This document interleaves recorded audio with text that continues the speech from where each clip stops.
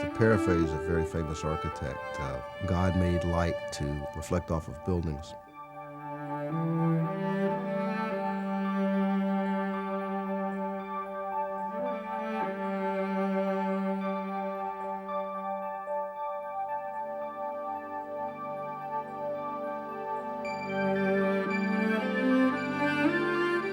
The architect's palette is materials, and concrete is a very exciting material because it is tremendous flexibility. You can use it as concrete. I have examples of buildings that really pull out the concrete quality. It can imitate stone if you want it to do that. And you can make all kinds of shapes.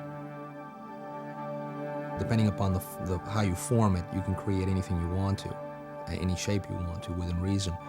And just depends upon what reveals you want to do, whether you want to have round shapes, etc. It's easier to create those kind of shapes with concrete because of the fact that you pour it into a mold and you come out of the mold and you have that shape, than to cut that in from another material.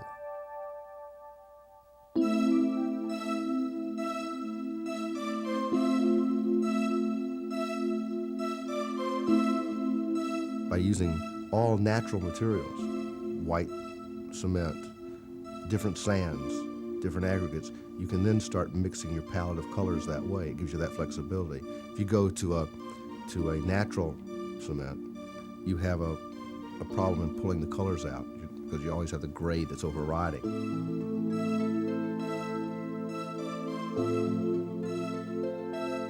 If you were using an aggregate that wanted to bring out a lot of sparkle and life to the stone, the use of white or a lighter color at the matrix, the background, the cement, I think you'd get that out of a white background, a white matrix, rather than a gray.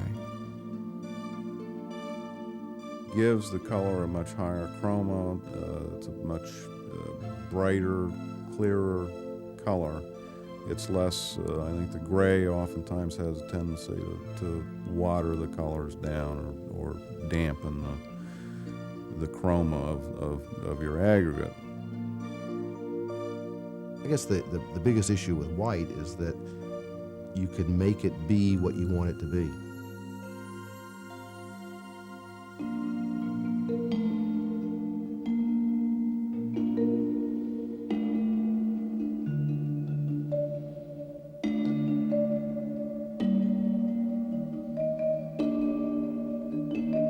Whenever I look at materials or take samples, I always take them out into sunlight, into the situation they're going to be used, because it does change constantly. It has a tremendous effect on the choice of materials, choice of color.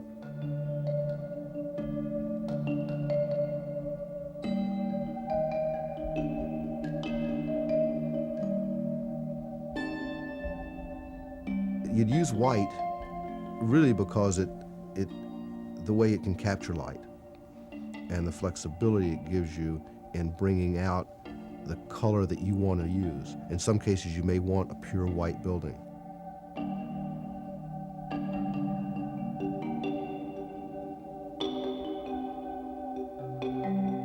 With the color white, the shadows are, read clearly, crisply, so the pattern that we developed on the building is expressed very well.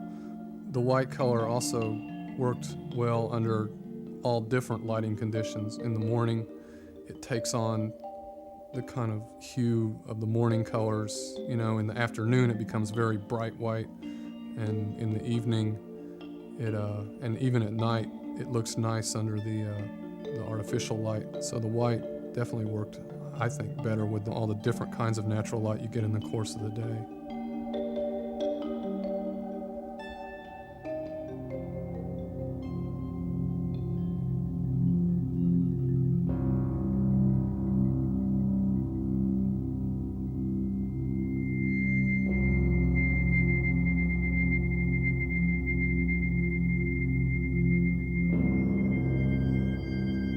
Concrete, I think, has almost a mythical idea of permanence to it. You don't think of flimsy when you think of concrete. You think of something that's solid and permanent. One building is not better than another. I think it depends on the context. Glass has a very fragile and tinsely sort of a feeling. The use of precast, I think, projects a bit more of a secure or substantial feeling about the building.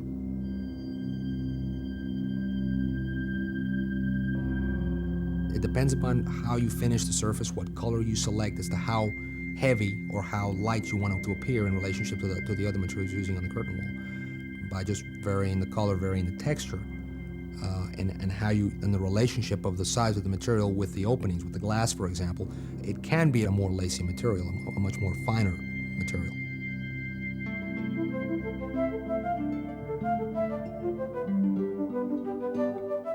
When you talk about trends in architecture, most people think of style.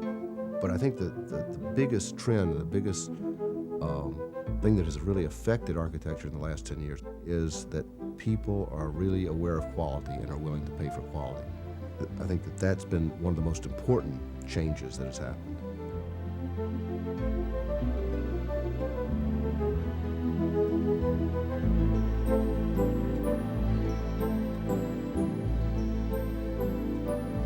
What I've seen happen over the last 10 years is owners becoming a lot more educated and expecting a better product for their money, and also owners being more open-minded to trying new ideas, new materials, or new ways of using old materials.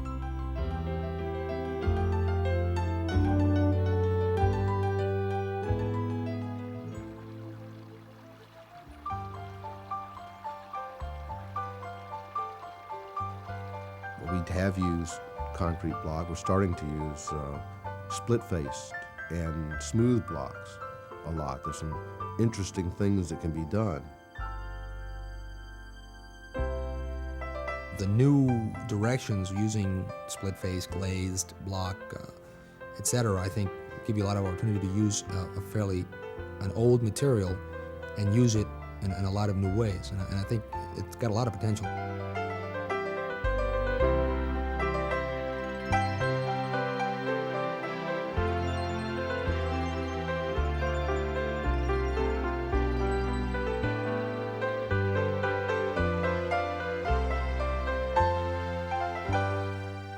It's one material that could have three different personalities.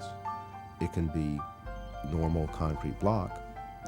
It can be very rough and textured, or I've polished it.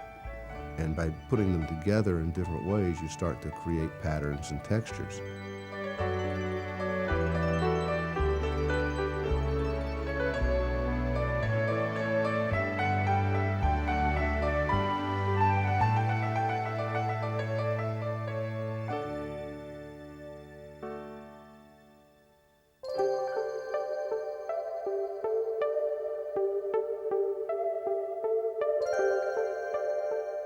I think the plasticity of the material allows you to use it in so many ways, and that it can also take on the character of the materials you use with it.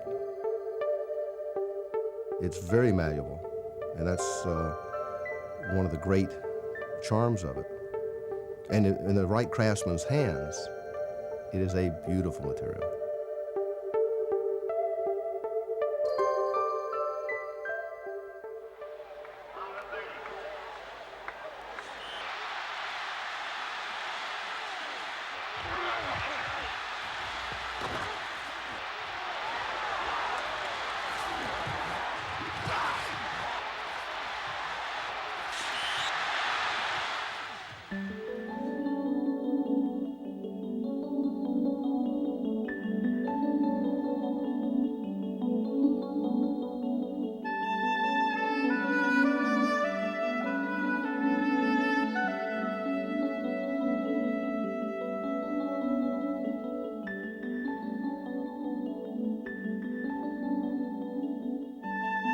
It's nice to see fresh, new, so to speak, materials that haven't been used in a long time.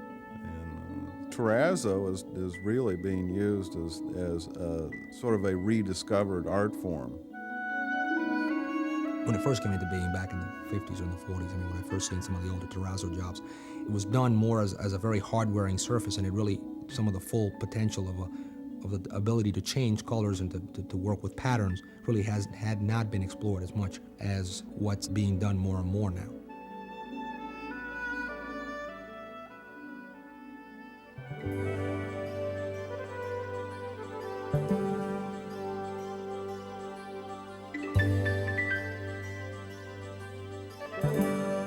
I have very high expectations of what the qualities of the material are. Consistency is very, very important. Consistency of color and texture, and the stability and the long-lasting effect of it. When you think of doing a finished office building or residence that really is going to make a statement, I see that concrete is very not just acceptable but desired. Because of its chameleon-like character, you're able to create different colors, textures, and forms. And white gave us that more than any other kind of cement. It's really a limitless material.